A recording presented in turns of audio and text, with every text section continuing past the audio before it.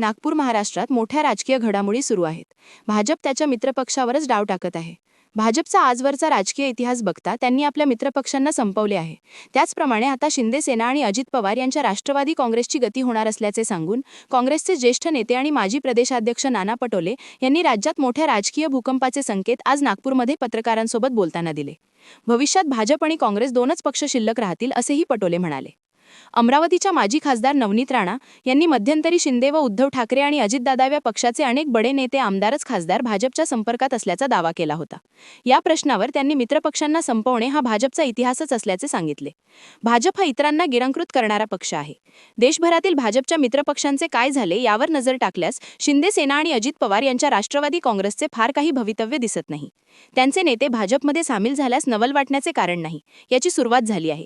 असे झाल्यास राज्यात यापुढे भाजप आणि काँग्रेस हे दोनच पक्ष शिल्लक राहतील असे ती पटोले म्हणाले.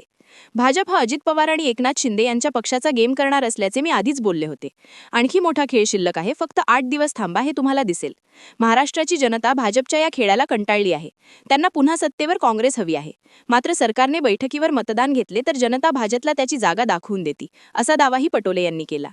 क्या आप भी चाहते हैं जटिल रोगों पर विशेष रूप से आयुर्वेदिक उपचार? तो मिलिए 77 वर्षों से आयुर्वेद सेवा में लगी हुई शिवशंकर आयुर्वेदिक एजेंसी, अनुभवी वैद्य डॉक्टर, सभी प्रसिद्ध कंपनियों की दवाइयाँ और सभी प्रकार की जड़ी बूटियों और रोग प्रतिकारक शक्ति बढ़ाने के लिए कई प्रकार की दवाइयाँ प्राप्त करने का एकमात्र विश्वसनीय स्थान।